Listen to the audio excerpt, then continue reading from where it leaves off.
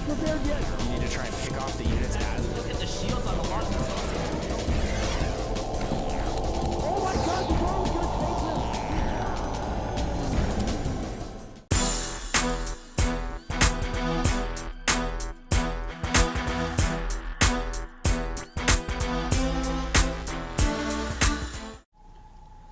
Alright, we're here at the IPL. I am Tasteless. With me is Artosis. We are commentators from the GSL, so if you ever want to see more of us in the future, check us out at gomtv.net. Over here in the upper right, we have ViBE, a very talented Zerg. And down here in the bottom left is mOoNan from the team FXO. You know, Tasteless, I'm really excited about this match because, well, ViBE is on 6 Jacks, the same team as myself, an amazing up-and-coming team. And FXO, another amazing up-and-coming team. In fact, they just up-and-came to Korea. Yeah, they're out here in Korea right now. I've had the pleasure of meeting some of them. Yeah. Really cool guys, nice guys, all of them very ambitious. And you know, as you mentioned, 6 Jacks, I think they have a lot of potential as well. They're already so solid. And it's good to see these new teams coming out here in the future of StarCraft 2. Kind of a change of pace from some of these teams we've seen, some of these esports dinosaurs, if you will, that have been around for quite a while. So, yeah, both these guys very talented. Yeah, no doubt about that. So the map is Crossfire SE, and Crossfire, kind of a weird map. I don't know how much longer this is going to be around competitively. A lot of times Zergs have a hard time here and then end up using Baneling landmines. That seems to be the way the game oftentimes flows.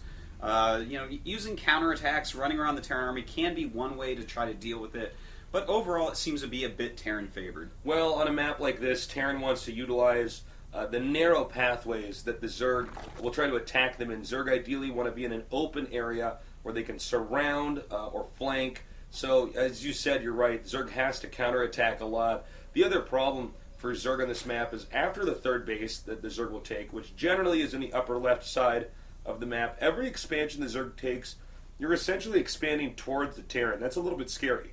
Yeah, that's so true. And one thing I do want to point out, as we see mOoNan doing a 2 barracks pressure build, which of course is an awesome build. Will he all in with it? Will he just pressure? We'll see in a moment.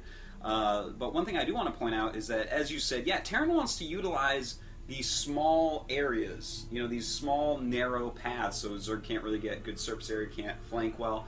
But with the Baneling in particular, if you do flank in those areas, it's going to be harder to spread Marines. So that's just something to keep in mind. Sometimes we do see Zerg clean up an army pretty well like that. You know, another factor as well is that Zergs have tried to cope with the structure of this map by making Baneling landmines. Yeah. But, of course, Terrans have sort of caught on to that and learned that, so that's not as effective. Now, in this game, we see a bunker being erected over here, and no, there is no hatchery, but what he is doing is trying to contain the Zerg here. Let's see if it's effective. Well, 4 Zerglings coming out, and they are going to run around and try to hit that Marine a little bit.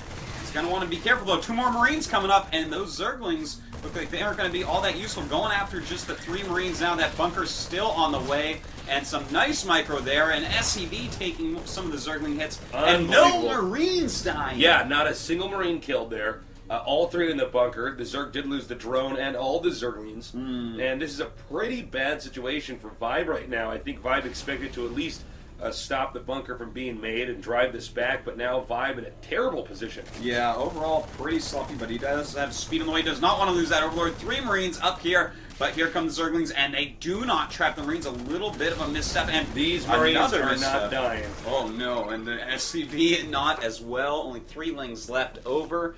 And now ViBE has to decide how to do this. Does he just go Mass Ling? Does he go Banes? Does he go Roaches? Does he just knock down the destructible rocks? And mOoNan making his command center. So he's like, well, I've contained you. Now I'm going to expand, and I'm going to get further ahead. The Zerg is going to need to destroy the destructible rocks outside of his base. That's, I think, the most logical step. It shouldn't be. Oh, hold that thought. We have more Lings coming out here. I don't know if this is the right amount. There's 8 Marines, and that is not too many Zerglings here. Nice little surround for a moment, but not surrounding those 3 Marines. And the Queen, oh, a little bit suicidal there. And I do not like what I just saw, Taste. It's definitely a big mistake there, losing not only a Queen and a bunch of Zerglings, but really not doing any damage. He traded all of that for about 3 Marines. If you notice here, he's going to make a second hatchery in the main. This is not StarCraft 1. Now, granted, you know, ViBE is, he has a lot of minerals. You know, I mean, the second hatch is only going to be so useful right now. I don't know, man. This is not looking good at all. No, it's not, but double barracks wall, and next to that double barracks behind the depot for mOoNan. Definitely wants to make sure that those Zerglings that ran out do not do any sort of Baneling bust on him. Very smart move there.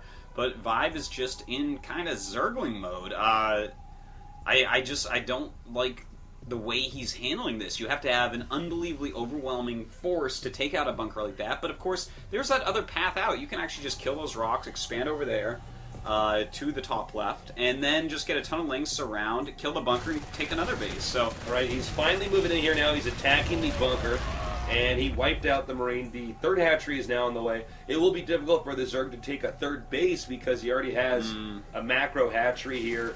And still the destructible rocks not yet torn down. This is just not looking good for the Zerg at all. Yeah, just now destroying those rocks. I would like to see him actually just take another base right now. That might be what that drone was going down to do. You know, when your opponent does these really pressureful builds, normally they take up a lot slower, as we see from mOoNan, just now getting his factory. And against the huge amount of speedlings that ViBE can produce right now, not a whole lot can be done. So I'd love to see ViBE take that third base and just drone madly for a moment. And in fact, that's exactly what he does. So now ViBE picking up the pace. Note, he did not take the second gas, so you're absolutely right. He's going to continue to get a lot of lings, just now taking that. And, yeah, it's going to be interesting to see where this game goes from here. Remember, this map is very narrow. And, you know, with that being said, it's going to be tough to have a lot of ling surrounds. But exactly. Yeah. He's only going lings right now, so I'm a little bit nervous about that. Especially with 4 hatches, that's really going to make him think, okay, after I drone a bunch, I'm going to make mostly lings. Look at this, 28 drones to 30 SCVs. That is a bit low for our Zerg players, especially with that many hatches right now. And, you know, I'd love to see for him to actually just rush up maybe to Banelings. Yeah, Banelings wouldn't be a bad idea. It looks like the Terran is going to go ahead and get a lot of Hellions here, and that's probably the best response to this many Zerglings, or the potential of this many Zerglings on the map. So, you know, this match already pretty exciting here at the IPL, or IPL. IPL, as I like to call it. Yeah. The IPL League. Tasteless is casting IPL tonight. Everyone tune in. Check it out. Alright, so the Overlord does see SCVs mining from the natural expansion of mOoNan, so he realizes, okay, he's going into an eco game. 31 Harvesters for Terran, 38 for Zerg, so mOoNan ahead a bit, as you see on that income tab. That's just kind of how it goes, but bam, a bunch of drones just finished up. Blue Flame on the way, as well as combat shields. And if he does a combat shield Blue Flame Hellion timing, you know, ViBE doesn't have any spines yet, I don't think. His lair just about to finish, but really not equipped very well to deal with the possible incoming army. And yeah, it is in fact incoming, Tasteless. Zergling's not going to be good against that. No, especially not with the angles that the Terran should have. The Zerg's going to have to try to surprise the Hellions here as they come up the ramp, and he does not, actually. So this is going to be pretty bad. The scan here to try to wipe out the Creep Tumors, you know, to some extent to try to bait the Zerglings into attacking. The Blue Flame is done. Oh man, this is pretty bad, Artosis. Only 12 lings on the way. I'm not sure how he's supposed to deal with this, and mOoNan getting a little bit spread out, but there's still just too many units there. Yeah. Even giving the Zerglings more surface area, but no, there's just, between combat shields and Blue Flames, ViBE with a lone, what was that, 30 Zerglings total, not able to do anything here, and I think we might be seeing GG in just a moment. Yeah, Transfusion not even going to save the day here. Well, look, this all goes back to the start. ViBE, I think there's better ways you could have handled that rush. You could have focused more on the rocks. You couldn't have kept using the Zerglings, but unfortunately it wasn't enough, and that's going to be GG. And on we go in just a moment to game number 2.